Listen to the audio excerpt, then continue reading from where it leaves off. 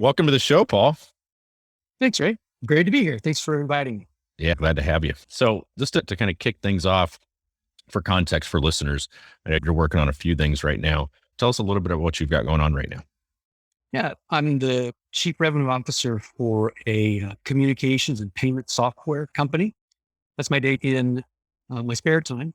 I run a strategic advisory firm that counsels our clients on creative problem solving and new product and solution development, market expansion, sales, marketing, product alignment, those kinds of things. In my spare time, I do some public speaking. I don't sleep very much. I was 200 pounds, 6 foot tall, full head of hair, and I started doing all this stuff. So look at what happens when you don't sleep. Right. Not to go too far off on this, but aren't you like a 4 a.m., 5 a.m. person? Yeah, about 4:30. Yep. What's your morning routine? Why are you up that early? It's a long story, but I started doing that because my mom was an early riser. My parents worked. It was the only time I get to see my mom during the day. So I'd wake up in the middle of the night and go in. I'd sleep on the floor in the bathroom because that's the first place that she would go. And so I just got used to getting up. There's something about being awake when other people aren't. My body's just used to it.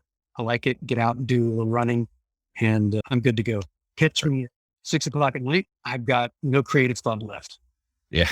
Everything happens, from 5 in the morning till 6. Yeah. Well, hell, man, when you're up at 4:30 in the morning, by the time you get to 6 or 7 o'clock at night, that's a long day. So much gas you can have. We met through the Sales Leadership Foundations Forum, and you've been a really active member. I really appreciate your help with getting conversations started and getting people in. Like, you've been a huge help there. You're in DFW, which is where I was for 15 years, but we didn't meet until I was in Baja through the forum. In one of our early conversations, you mentioned a few things, like you did an exercise and you talked through a few things that really changed the paradigm. It was a paradigm shift for me. Once I heard it, I couldn't unhear it. Some of the perspectives that you shared with me were shaped by growing up and living with dyslexia. And would you mind sharing how dyslexia has shaped certainly your leadership style? We've talked a little bit about that, but your life. How has dyslexia played a role in that? So I was diagnosed with dyslexia at age 40. So growing up with dyslexia, not knowing the things that I've heard from teachers and others, is slow, lazy, not smart, not going to go very far, those kinds of things. It wasn't tough. School sucked. It was really hard. But and I think it's common with many dyslexics, especially those that aren't diagnosed and don't have resources to help remediate. We learn to learn differently. So what it did was made all the other senses come alive. I got really good at body language, listening to the tone and the percussive beat of people speaking and their hand movements, and grabbing just anything that I could to try and figure out what the heck are they talking about? Because they're reading from this page and I can't read, but I need to know this.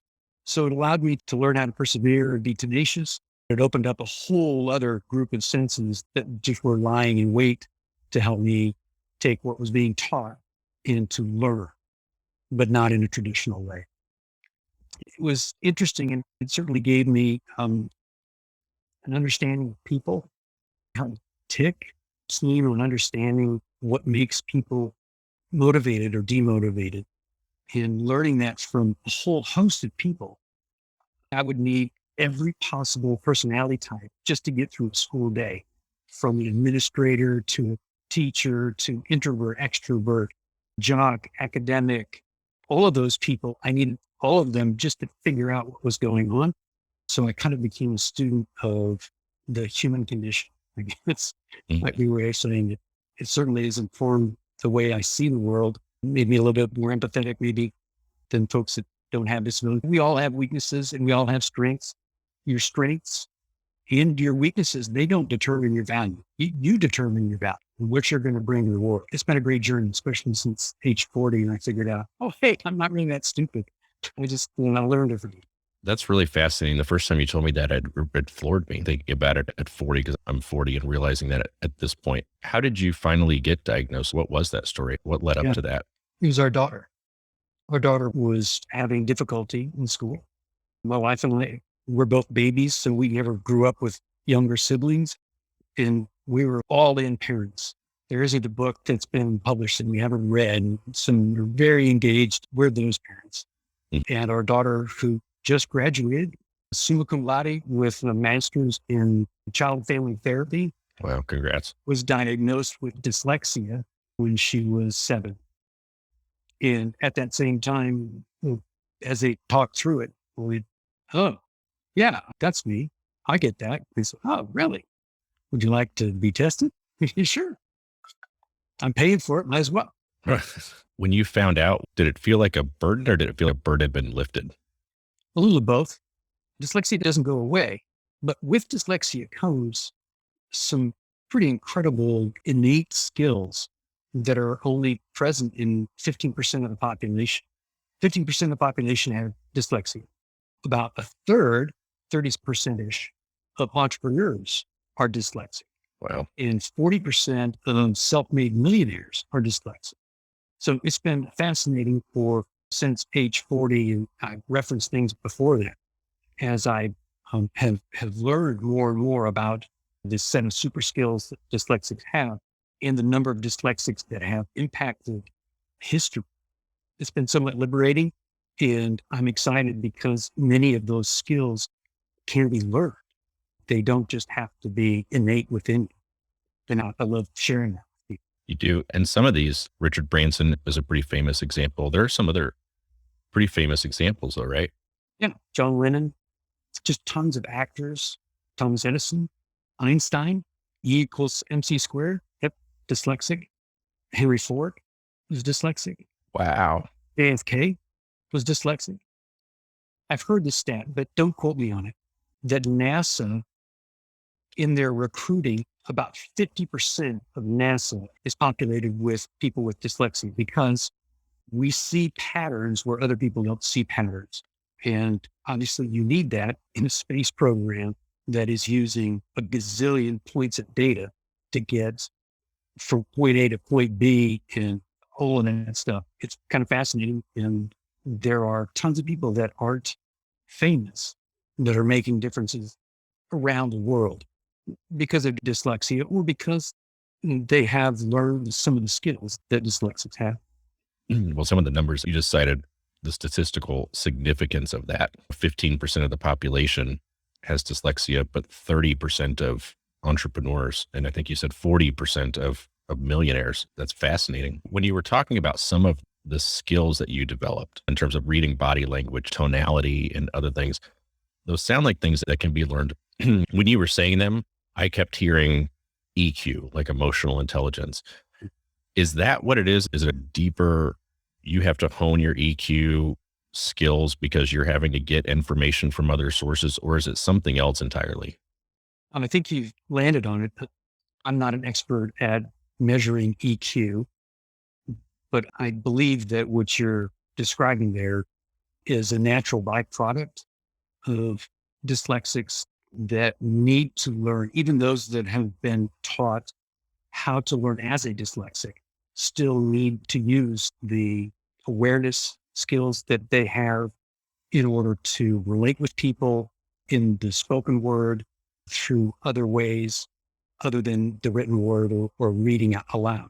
So it certainly plays into it. I don't know whether you could say that all dyslexics have a high EQ.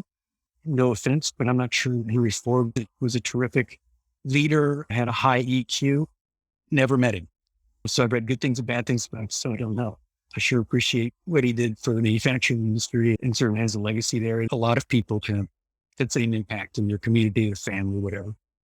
Well, there's certainly a pattern of, if not EQ, of being able to see what others can't or see things in a different way. So Henry Ford, there was, this horse and buggy thing, and he says, "Ow, we're going to go a different direction." And he, even at the time, he was a very kind of abstract thinker, and he just where he took the business and how he did Richard Branson and others. And I think even you, behind you is a light that's made of car parts. You being able to see what isn't there. And I guess part of that's pattern recognition, but is that a function of having had to learn through different means that you potentially just see things differently than other people?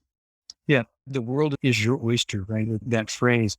For dyslexics, and frankly, for anyone that's willing to expand their perspective, there is so much in the world that's available to be offered up, to be used as input to problem solving, solution creation, process development, just personal development, interest in other things. I think it was Van Gogh or Picasso, I can't remember which, that said that they were a slave to their eyes.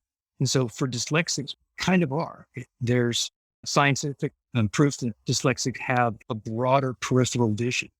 We see things more clearly in the periphery than those without dyslexia, but that can be learned. And that's something that I actually spend time with executives and as I'm coaching and talking through. And you and I had done that once before. If it's so right, we'll give it a shot now. If the listeners and viewers want to try it, I'm happy to share that with you. Love to. Absolutely. Please. So Let's do it. Just imagine you're in mountain fields. It's a warm sun. There's just a slight breeze. It's cool. There's lots of space around you. And you're looking at, that goal that you have in front of you, or the challenge that you have in front of you. And you're looking at that from your perspective, right? If you place your hand over your eye, and for those of you that are listening, don't do this if you're driving, but you place your hand over your eye so that you can't see something in front of you, but you can move your eyes up to the right, to the left. You can look down. Okay, you can take your hand away. So what you saw is the periphery. That's your peripheral vision. And if you take it a bit more theoretically, that's peripheral awareness. Now, you're still back in that field and you're looking at whatever the challenge is in front of you, that goal that's in front of you. And typically we'll make plans based on what our perspective is. So what did we do last year in order to reach our goals? How did we overcome a challenge like this in the past? What are some of the people in our industry that are good at overcoming these kinds of challenges? But when you're using peripheral thinking or peripheral vision, you can now look to the right or to the left, and you can now focus in on that area. So you look to your right, you look over there, you spend some time. Now move your body, theoretically, 100 yards to that spot, and now look back at your goal. So what do you see? You see it a little bit differently, a different perspective. Right? You've got a different view of it. And we can do that by moving 100 yards each way, all the way around that goal. And you can see that goal in a 360-degree view. Very common. Anybody that's been to business school or an MBA, you talk about a 360-degree review or seeing the issue from all angles. The challenge then is that's still from your perspective, with all the things that you're bringing to the table. Good and bad, you're bringing that to the table from that 360-degree view.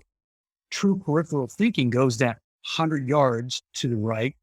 You stand there, and instead of looking just at your goal, you look around it and you find there are other people that in that other space, maybe a different industry, and they're working on their own challenges, and they've got their perspective.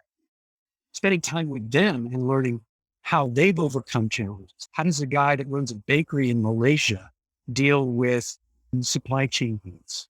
Can I apply that to a telephony company or a software company in Canada? Sure, maybe. But their lessons then become part of your perspective. And as you expand that perspective, you spend a lot more kind of looking around. Yeah, I'm not taking my eyes off. I know there are people say, wait. Well, how do I attack a goal or a challenge if I'm not looking at it? Not saying that you shouldn't do. I'm saying to attack it effectively, to do it really well. Using that peripheral vision and peripheral thinking is a new way of bringing in additional ideas, additional thoughts to the conversation. It's been coined as interconnected reasoning, lateral thinking, a variety of other things. But in essence, it's where dyslexics see things that others don't. We see patterns and we connect dots from disparate pieces of information in order to create unique or new or novel solutions to problems or products that are being launched in the workplace. So it's fun to take people on that journey. And I know that you and your wife kind of did the same thing after you and I talked about it that very evening. You guys had your own experience. Yep. We did. Once you do it and then you put it in the context of what you've done, there's a personal side of it just in terms of development, be able to see things from different perspectives. And there's a business aspect that you've hit on. And when you, in that context, Henry Ford, Richard Branson, Einstein, it's in that context, you go, gosh, that's where the new ideas, the thinking about things differently, the innovation, the creativity, because there's oftentimes like a tendency to want to do things the way that other people are doing them. And the real breakthroughs, the real unicorns are usually not that. They're approaching something from a completely different angle. You said that you can develop this, you can work on it. I think the first thing I have to do, if I want to get better at this, what I have to do is pause.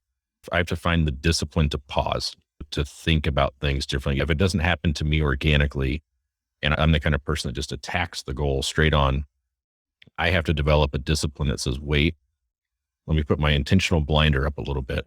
Yeah. See if there are some other ways to go about this beyond developing the discipline to just say, okay, pause for a second.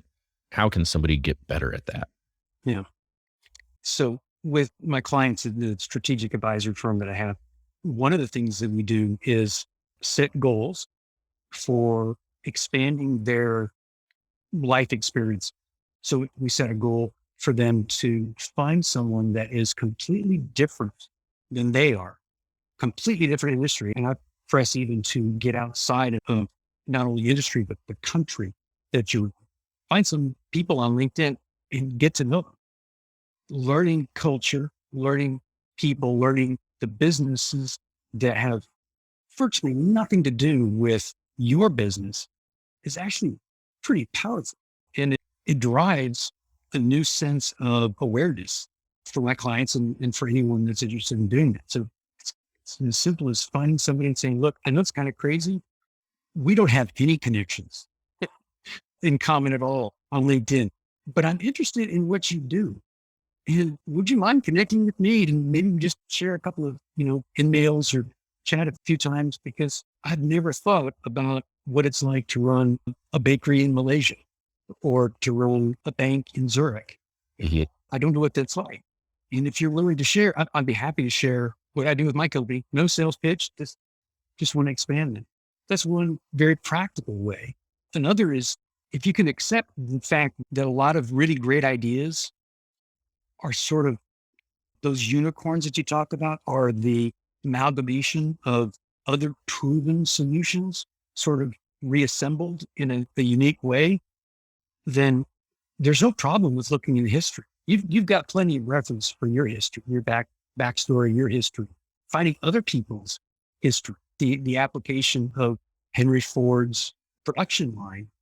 That wasn't really revolutionary. Sorry. That actually came out of post-World War II. Before that, it's part of the Kanban system. It morphed into just-in-time inventory, which has been morphed into ERP, which is morphed into resource planning, which is right. So it's just certain truths or truisms that have been applied elsewhere. So when you learn those, being able to tap into those and say, what of that could apply as a component to the solution challenge we're facing now? I'll stop because I think I've rambled a little bit, but obviously I love the topic. Played a big part in how I lead teams, and it's played a big part in, the success that I've been fortunate enough to have over the last, I'll just say several years. I'm not giving out my age. 40-ish. You just found out last That's year. right. It was just last year. Yeah. I was 41. Yeah. It's a great topic. I sit up straight when you start talking about it every time because I'm so fascinated. It's so applicable in many facets of business and in life. I hear one thing is when you talk about going out and engaging people you may not have similar interests with or connections with or something purely for the purpose of diversifying your thought, like adding a different perspective into what you do. And there's an obvious tendency and part of it's human nature to want to click up with people that you agree with, which I understand. Sure. But intentionally going out to add diversity and other thoughts, I think is really cool. And the other probably related aspect of this is your leadership style. In order to do that, you have to be a humble enough person to at least acknowledge that there are other different perspectives that are just as valid as yours that you can learn from. Does that play into your leadership style, or how does it play into your leadership style maybe? Absolutely. It started by recognizing my weaknesses and being forthright. Since age 40, I've not had a challenge. And very often by telling people, look, I'm dyslexic. So if you hand me a piece of paper and put me on stage and say, okay, read this, that's not going to happen. Now, if you give that to me the day before, or give me a couple of hours to work through it and digest it, yeah, you bet I can do it. Or if you just say, hey, here's a topic, Paul, go talk, I could do that too. So it's learning that weakness and then being honest about the weaknesses. Learning, Sun Tzu said it, if you take the whole battlefield kind of thing out of it, Sun Tzu said, you know yourself, you know your enemy, basically know the battlefield, and in 100 battles, you'll always be victorious because you'll only choose the battles you can win.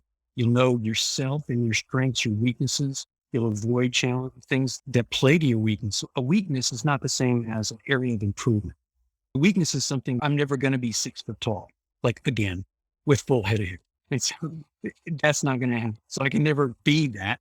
So I might as well just embrace what I am and know that if it's required that I be 6 foot tall, I'm not the right person. So using that and understanding that with the teams, I go through an exercise where we bring people on and I ask, be honest, strengths, weaknesses, the area of improvement, show that, explain what the differences are, and say, my goal is to help make your strengths the best contribution to the company. My goal is to help you stay accountable for those areas that you do want to improve in. And my last and most important goal is to protect you from your own weaknesses. So if you can't do this, now, obviously, if it's part of the job requirement, then we wouldn't be bringing along. If you just can't do this, fine. We'll find a way to protect that because the strength is the value that we see in you and how we want to use you.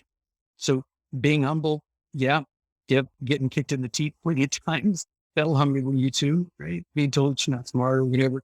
But it also helps with empathy and realize everybody has something to contribute. There's no one out here, in my opinion, that isn't in business because they just want to sit somewhere. At least not in the companies that I've been in. Certainly there are people that hang on and whatnot, but the people that I want to be around are the ones that are moving forward and learning new things and trying new things and are willing to fail, even if it's publicly, in order to learn more and faster.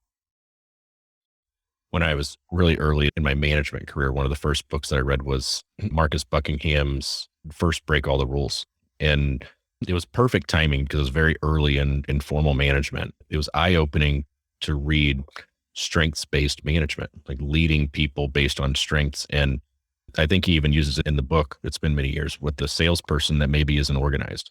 Well, try as you might, you're probably not going to make that person organized. What you may be better off doing is focusing, leveraging the strength better and just finding ways to offset the weakness, whether it's through processes or other people helping or whatever it is. But you're going to expend a lot more energy trying to get an unorganized person organized than you would be. You're going to get way more effort or way more output if you focus on that strength. So that resonates with me. And I'll take a step further. So for those that are listening, that are watching, that are professional sales people or leading sales teams, when I talk about strengths and weaknesses and areas for improvement and the cohort that we develop within our company, that expands out, and that whole view of life expands out to include our clients, our prospects, our partners, or our co-opetitioners. Okay, I'm dyslexic. I can make up that word. That's right. So it's all of those, taking a mindset into every meeting to bring out the best in people, to recognize that they've got weaknesses too. Maybe my solution can help in a weakness area, can exaggerate or enhance their current strengths. I'm not sure, but recognizing we're all human. It's not a perfect one among us. I mean, you're pretty close, probably as close as I've seen, but there's not a perfect person. Only since chatting with you, Paul. I'm looking at you're a great speaker. And when you talk about going on stage, we're the exact opposite. If you throw me on stage and say, Ray, here's a subject, go talk about it, I am almost certainly going to sound like a buffoon. I'm not going to know. The anxiety kicks up, but you're conditioned for it. You're trained for it. It plays into a strength, I guess, in some ways. And that's not unusual. Public speaking is like this, one of the scariest things for people. You've managed to take what could be perceived to be kind of a disadvantage with dyslexia. And it's played into it being a big advantage for you as a speaker and in your leadership style, your creativity, innovation, and harnessing that, like taking something that's potentially perceived to be a weakness and turning it into a strength. As you went through that process and as you thought through that, are there lessons that somebody else could take to do the same thing with one of their weaknesses, air quotes, with one of their weaknesses that may not be dyslexia? Were there lessons that you think are applicable to just turning that into a positive? Sure. Of course, with every negative, there's a positive. So yes, you may have an area of weakness that it's not going to get better with effort, but there should be a correlating area of strength. And it's finding that the strength and what fuels that strength and spending time really developing that strength. Now, I know you've heard that if you overplay your strength, it can be a weakness. And that's absolutely true. If you really did say, hey, Paul, here's a topic, go talk on it. And you said astrophysics, I'm toast. It's probably going to turn out more like improv. And I might be up there for 4 minutes before they boo me off. I'm willing to try. So I've got a couple of anecdotes. And frankly, I've done some research recently on astrophysics because I heard that stat about NASA and it was fascinating. Why would they get people that are dyslexic and bring them in? Life's on the line. People are in space. And figuring out, oh, well, it's because they see patterns. They think outside of the box. They don't see a box. They think of 3 dimensions. So for anyone that has a given weakness, maybe it's a finance, maybe it's just numbers don't make sense, spreadsheets don't make sense to me. That's fine. What does make sense to you? And how does that relate with the people that you're working with as a team that you're selling to, as a prospect, as a prospective provider, as a solution, and honing in on that? And I'll go back to what we talked about early on, Ray. That's the more experiences you have, the more you have from which to draw. So I've really been super blessed in my career. I've counted up the other day, 21 industries in 26 countries on 6 continents. So I've served clients in 21 industries, 26 countries, 6 continents. I've been exposed to a lot of different kinds of business, a lot of different cultures, a lot of different weather patterns, just tons of things, all of which can inform the way I interact with folks. And hopefully it's a way that engages them and brings out the best in them. And I think the same is true for anyone with weaknesses, just experiences. You may not even know that you can do martial arts or ride a bike for 100 miles. You may think it's a weakness. Well, have you tried it? Go, give it a shot. I wrote down this question as you were talking. How do you differentiate between, because I get that weakness isn't necessarily the same as area of improvement. If the job requires 6 foot, it is what it is. If I was trying to assess, is this a weakness that it's probably a hard no, or an area of improvement that if I muscle up and turn on the grit machine and I can improve this? Are there any tips that you have on differentiating between those? Yes. And a terrific identification. There is a clear delineation between those two. And the way I help my team delineate is describing that an area of improvement is something that you want to and are committed to improving because you believe it will make you better at fill in the blank, better person, better leader, better whatever. An area of weakness is something that you recognize and have tried to improve again and again and again. And as far as it gets, but you've attempted. And so my reading level is between 10th and 11th grade. That's my reading level. I've worked like crazy, and that's where I am. Okay, so that's where I am. Now, that's a weakness because I spent all of my education years, college, postgraduate, certifications, all of that, trying to get better and better and better at reading. And that's as far as I got. So I can claim that as that's a weakness. Right? But if I had to try to improve it, it doesn't fall in that bucket. Right? So you can't just say, I'm just no good at filling out expense reports. I've tried, Paul. I've tried a whole bunch of times. I'm just not good at it. It may be a weakness you still have to do. Right. Yeah, it's very subjective. And so it's very difficult to hone in on this, but there's probably some distinction or some correlation to the amount of effort that you're putting in the marginal output that you're getting from it. If it's going to require me studying 12 hours a day and I'm just going to barely move the needle on it, I may chalk that one up as a weakness. Now, I want to be cautious that I'm not lying to myself. Like, hey, you're just not putting in the hard work. You're putting in the hard work and you're just getting very incremental. Maybe that's one of the indicators that this may just be something that you acknowledge and just try to shore up as a weakness. Yep. Yep. I think you hit it on the head. You were much more pithy with your response than I was. So yes, if it's not moving the needle and you put in, significant effort, that's going to be considered a weakness and it's going to go in that bucket. I had the benefit of you actually defining it first. So thank you. Yeah, we play off each other. Right. So kind of transitioning into the sales piece, why'd you get into sales? Why into management? What is your story with that? Yeah. I got into sales when I started my first company at 25. And it's because I had to. I was sales. Well, I was the whole company. It was a sportswear company. If this is going to sell, I have to go sell it. So it was definitely trial by fire, but there was passion, of course, behind it and belief in product and those kinds of things. I sold that company and I joined a large international, multinational company, about 110,000 employees. And they had a structured sales training, sales methodology, philosophy, all of that stuff. And things just really clicked for me in that organization. And that's where I looked at the effort that was going in, the skill required to be very good at that, and considered, look, this is a profession. It's a profession like any other profession. It's a profession like a doctor, a lawyer. I'm not ashamed of sales. I'm ashamed that there are people that consider what they do sales.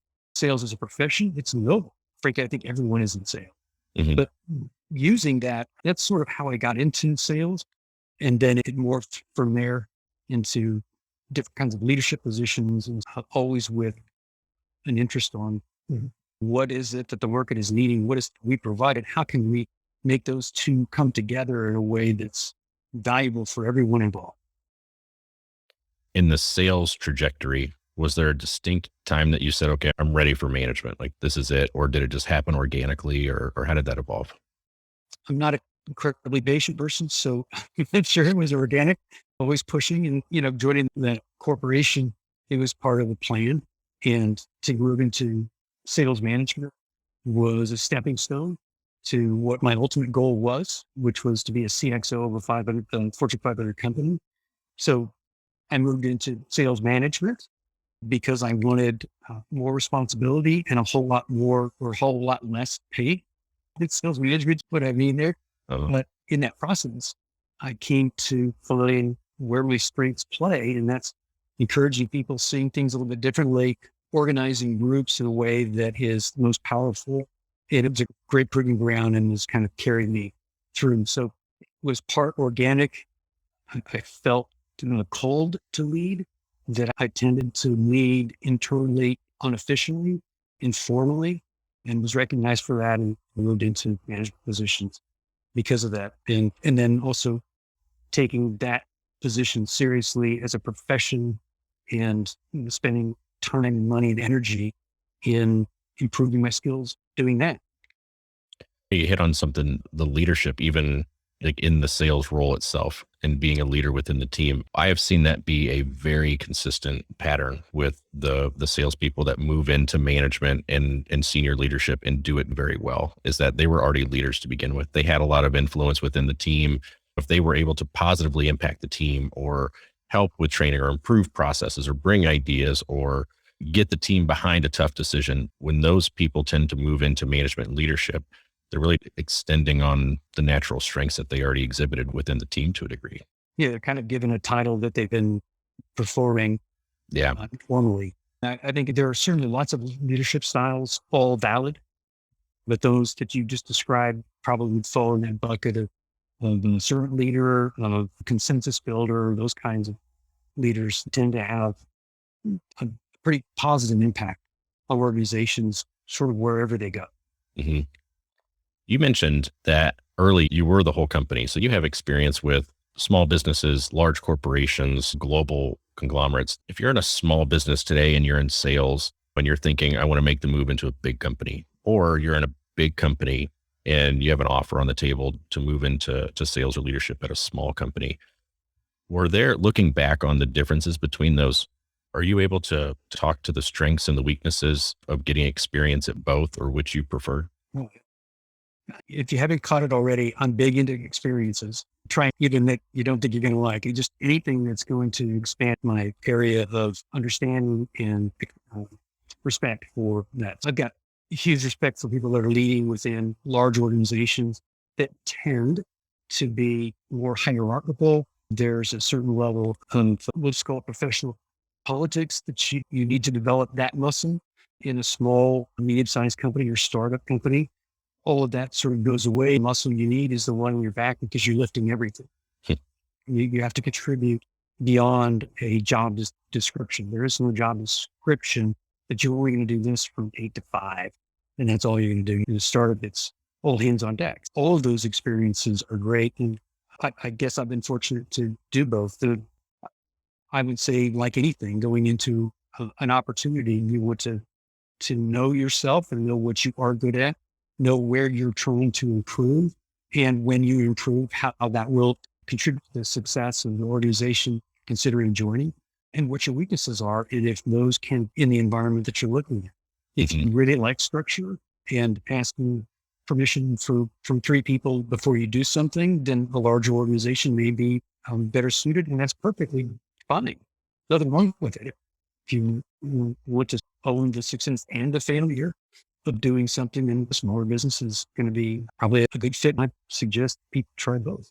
But again, Ray, you've been an entrepreneur like your whole life. You've always had that entrepreneurial spirit, and you moved around the world and you've had all of those experiences. So Dr. question back on you, do you think there's value in both? And is there something that would keep somebody from even entertaining a new opportunity in a different structured environment? Yeah, it's a really good question. I would argue that there are different personality types. I would going into an organization with different strengths and weaknesses. I think the experience in both is really helpful, but they are so different. I mean, that even within the small business world, there's your startup, there's your family owned business. There's a huge difference between joining a team that wants to triple revenue in 18 months versus the family owned business that's been doing what they're doing for 20 years, and 5% next year is perfectly fine. In fact, that would be a home run. And the same is probably true within large organizations. I was at the US Chamber for a long time, but they allowed me to be an entrepreneur. They allowed entrepreneurship to take place within the organization. So I was able to, I had the best of both worlds. And so if you can find that, that's really cool, where you have freedom and autonomy to test and experiment and use startup methods, and also have the backing and the support and the stability of a large organization. But the number of large organizations that truly promote and allow that, I think, are few and far between. But I think you're right. It depends on what your strengths and weaknesses are, because picking the wrong one could just be a misalignment that isn't even necessarily about a potential skill set, but more so a personality conflict. I've seen that in people say, I want to go to a large company because there's more security there. Oh. Right. Well, when it has proven anything, it's the truism that the only thing that changes is change, right? The changes has been here and will always be here in varying degrees. We got a big dose of it this year. Yep. One of the best speeches or messages that I've heard on big companies and stability is actually from Jim Carrey. And he has I can't remember what it is, maybe a speech at a college or something, and I'll find it on the show notes, but he speaks to his dad. One of the reasons he went into doing what he does now was watching his dad basically play it safe and go the safe route, I think, as an accountant. And at some point in his career, they just laid him off. So he's invested basically everything. He didn't follow his passion. He didn't do what he was really great at or what was fun. And then he's out on his ass for a day, like it's overnight. So no, I don't. Whenever I hear the security thing, that's always a flag to me. Pretty good response from you. Yeah. Yeah. Physical reaction. That's right. Aversion. It's great. So you mentioned the experiences, and I know that you're really big on experiences. What are some stories that have affected how you build teams and lead them? Because I have a real respect for your leadership style. And I know that it's authentically a servant leadership style. What are those experiences that led you to that particular style? Yeah, thanks. Certainly knowing that I can't achieve on my own, and knowing that being part of a team means giving your all to that team. There was a gentleman that Bob Adams, called Shoutout to Bob Adams, who's been my mentor for decades. And I met Bob in an interview at the Hyatt DFW airport as he was flying through and filling positions for his company. And there was something about his genuineness, his preparedness, and his authenticity that attracted me to him. Obviously, I believed I was the best candidate for a job. I asked for the job, but I also asked him, hey, if this isn't going to work, I would love to learn from you if you'd be willing to mentor me. We fast forward, I got the job, and I've had the great pleasure of working for Bob twice, two different companies, and with him across a number of companies. And his ability to think ahead for what's best for the team and prepare for that really inspired me. At 18, I was a gymnast and I broke my back. So I've always had a bad back in life. And we had quarterly meetings. So I'd come into the quarterly meetings. We'd have them around different parts of the country. Bob knew that I'd thrown my back out. And he met me at the door of this conference center where we rented some space for a 3 or 4 day huddle. And he met me there to help carry my bag to the meeting. And I'm like, okay, so my team's doing really well. We're performing well, but is this real? He's like carrying back. And of course, the room is set up properly. And what I learned from him was that he was always there first. He was the first one there, last one to leave. And it was all about the team. It was about how can I create an environment that brings out the absolute best of everyone on this team. And so he managed to the individual, and he did the same thing with clients and prospects.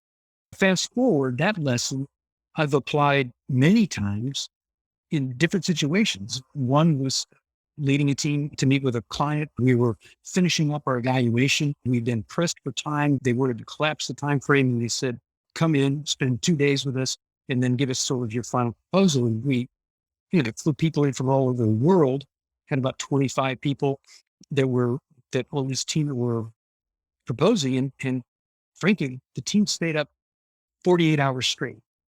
That's what it took in order for this team to develop and present a viable solution.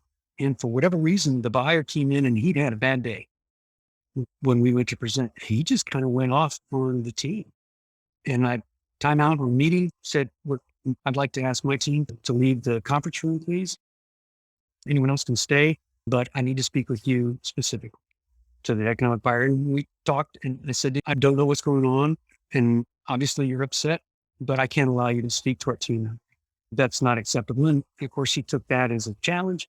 He was angry with me. I said, again, you can yell at me all you want, but we're done. I left, and the team said, are we going back in? Nope. We're heading to the airport. We're going home. Great news is wasn't a client really that we probably wanted to have. But when we got off the plane, some of them were connecting through DFW. I was in the front plane and people were coming off. I stayed and didn't leave. I made sure that I shook everybody's hand and told them how appreciative I was of them participating in that crucible to present what I thought wicked awesome solution, which we would use later and win deal after deal with. And that whatever they were feeling about whether they landed down or not, it's not true. The truth is you did a great job. And I'm not going to let anybody treat you that way, just as I would hope you would never want, other people to treat me that way.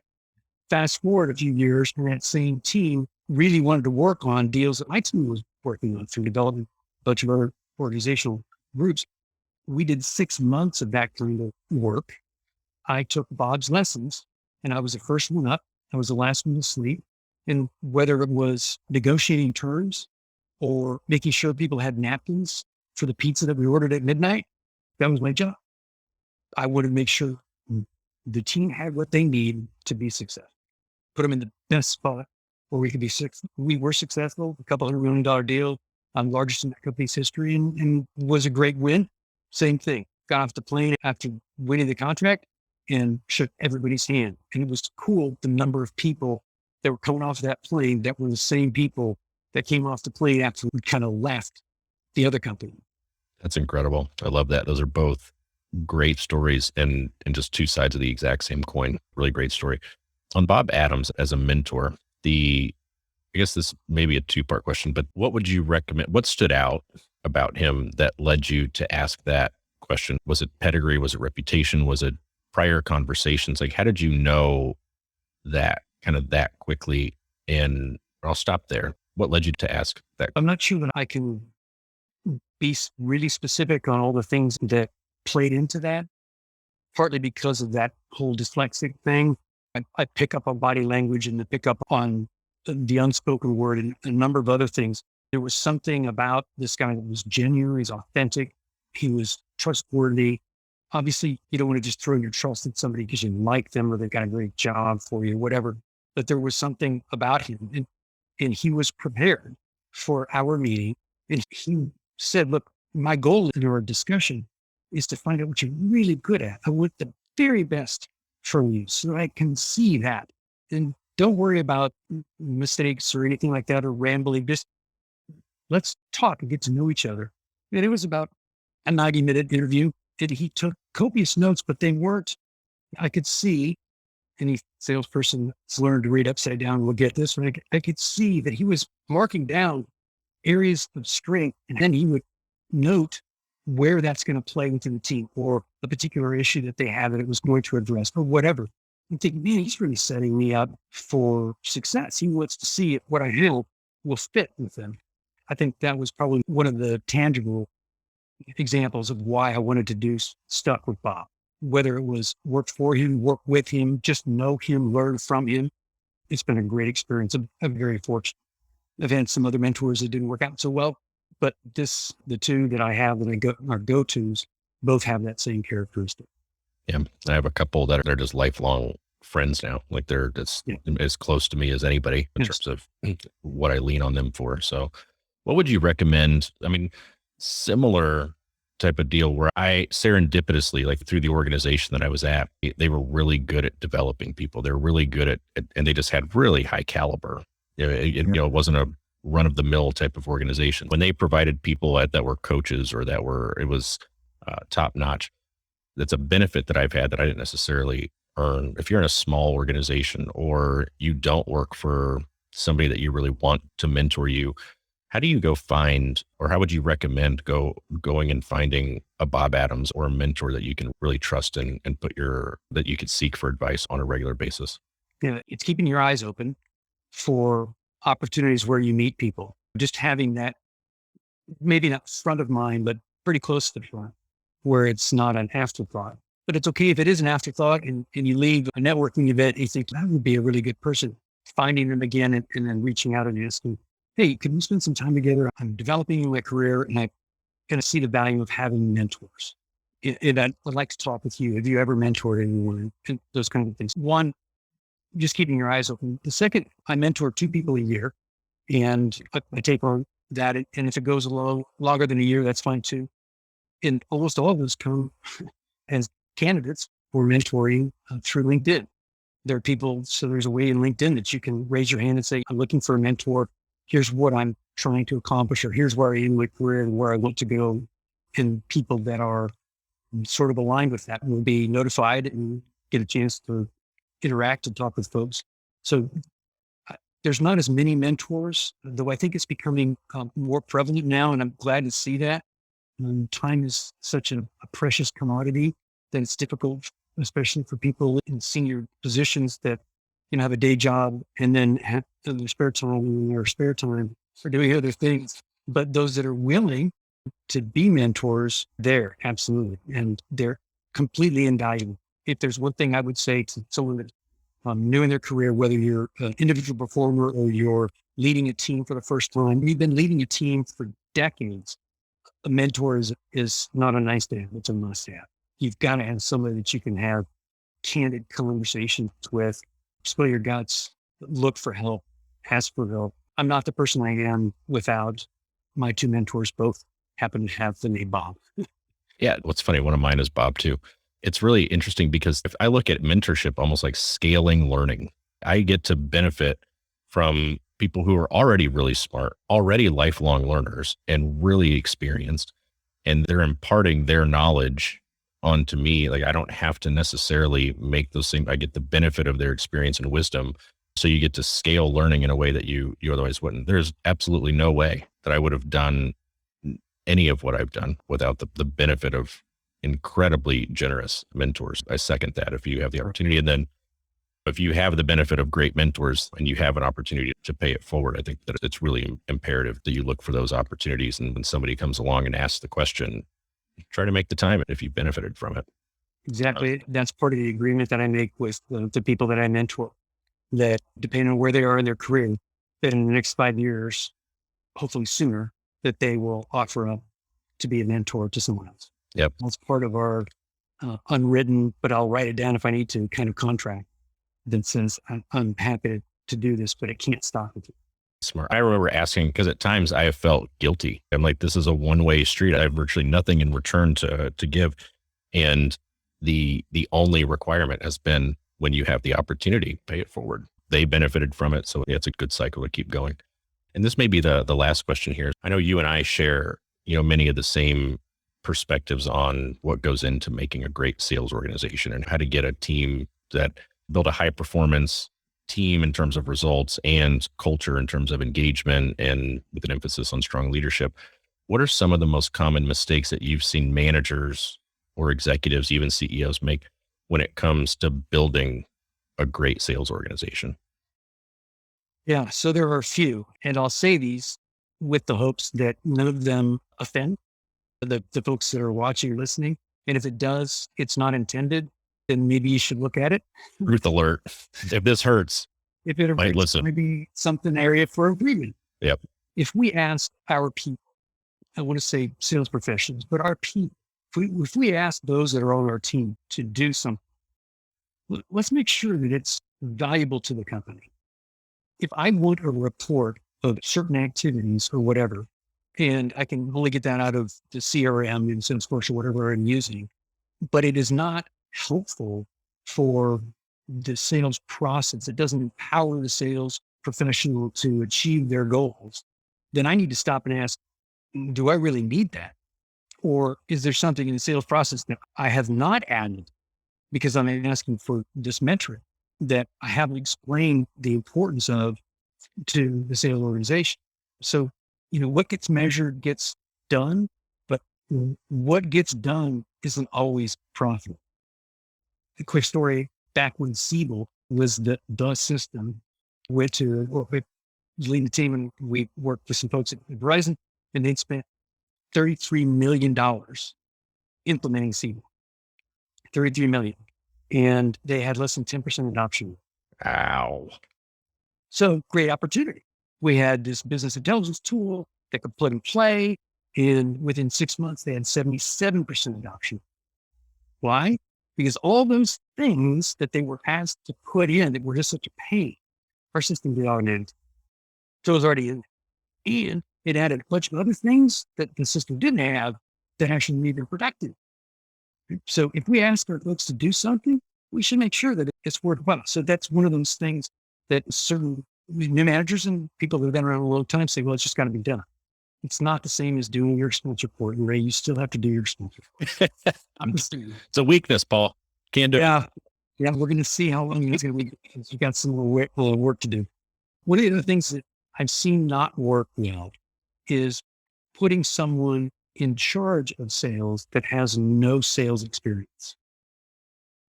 It would be like putting a CFO in place that has no accounting background or finance background. That it just doesn't go well.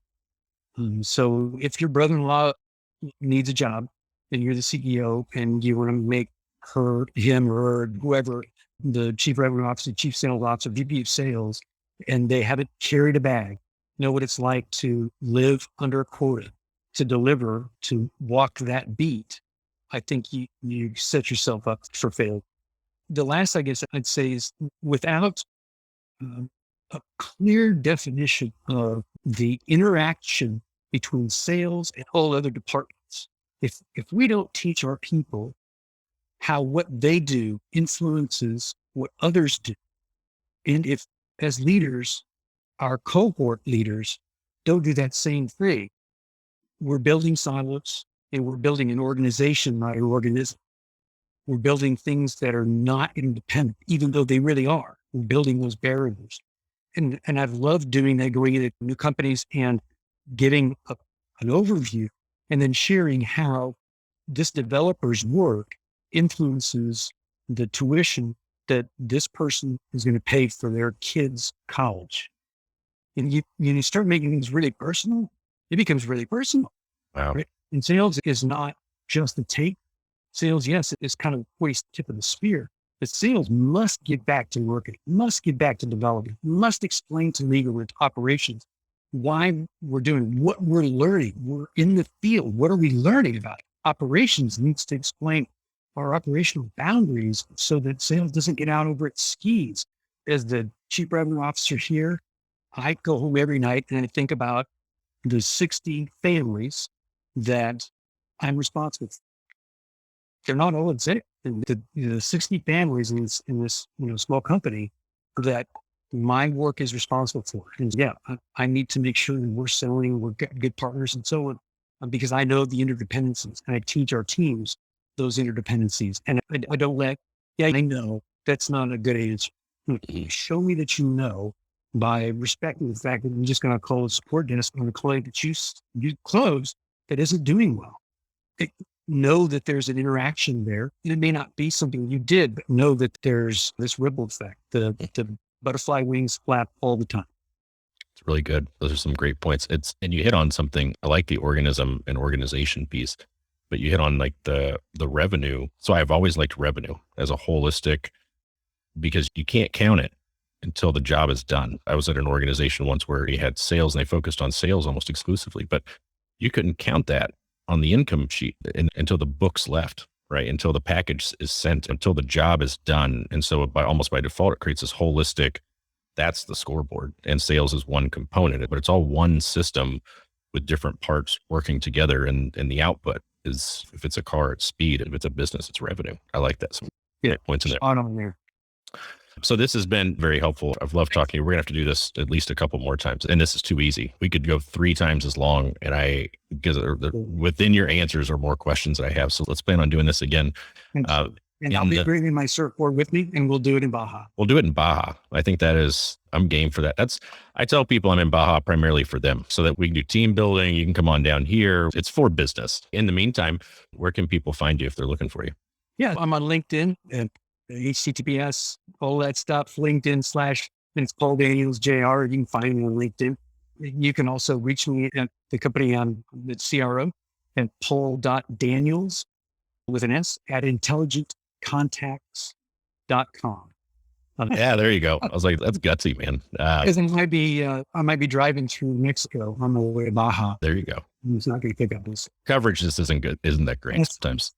And then I'll also add that for anybody that wants to engage with Paul a bit more, the Sales Leadership Foundations Forum Paul is probably our most active member next to me on there. So if you liked what you heard and want to engage and have some questions, feel free to join there and great forum. Start a conversation. I encourage anyone that's interested to apply.